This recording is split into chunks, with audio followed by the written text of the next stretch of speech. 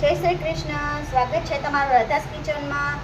તો આજે આપણે બનાવવાના છે જૂની અને વિસરાતી જતી વાનગી બાજરીના ચમચમિયા। તો બાજરીના ચમચમિયા બનાવવા માટે આપણે સૌથી પહેલાં જોઈશે બાજરીનો લોટ 1 વાટકી,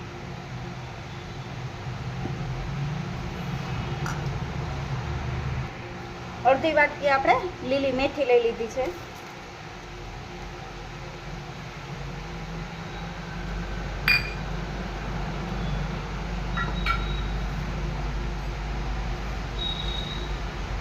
અડધી વાટકી આપણે ધાણા ભાજી લઈ લીધી,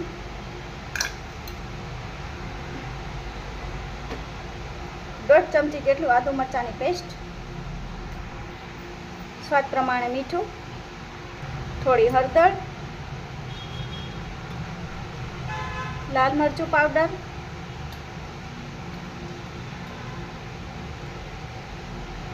ગરમ મસાલો ને આપણે સફેદ તલ ઉમેરી દેવાના 1.5 ચમચી જેટલા।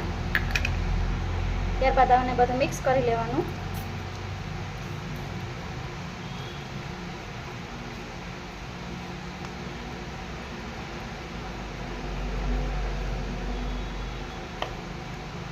તો સરસ મિક્સ થઈ ગયું છે। હવે આપણે એમાં અડધી વાટકી છાશ ઉમેરી દઈશું, મિક્સ કરી લેવાનું।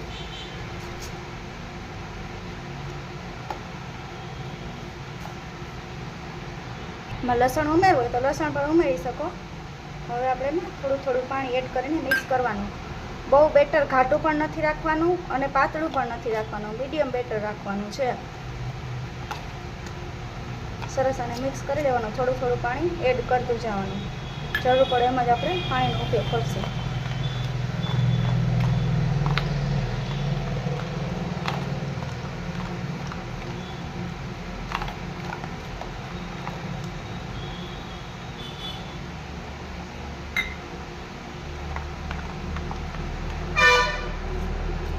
આ ચમચમી એકદમ ટેસ્ટી બને છે। તીખા જે પ્રમાણે આપણે બનાવીએ એ પ્રમાણે તીખા નહીં ખાવું હોય તો તીખા પણ બને।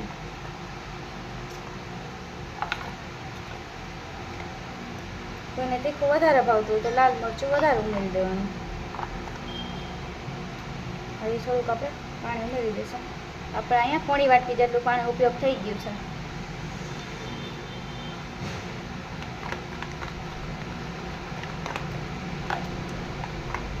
સરસ એકદમ બેટર તૈયાર થઈ ગયું, તમે જોઈ શકો છો। આપણે આવું બેટર તૈયાર કરી લેવાનું। હવે આપણે એક નોનસ્ટિક ગરમ થવા મૂકી દેવાની મીડિયમ ગેસે।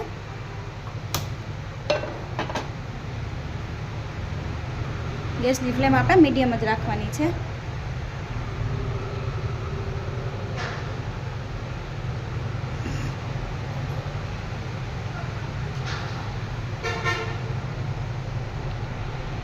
આપણે નોનસ્ટિક સરસ ગરમ થઈ ગઈ છે, એની ઉપર આપણે તેલ લગાવી દઈશું।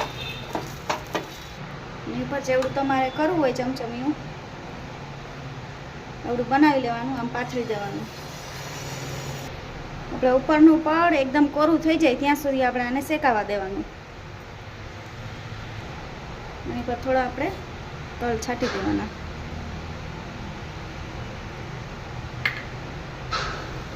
આપણે આ સરસ ઉપરની કોર સુકાઈ ગઈ છે, આપણે એને ધીરે ધીરે ઉથલાવી લેશું।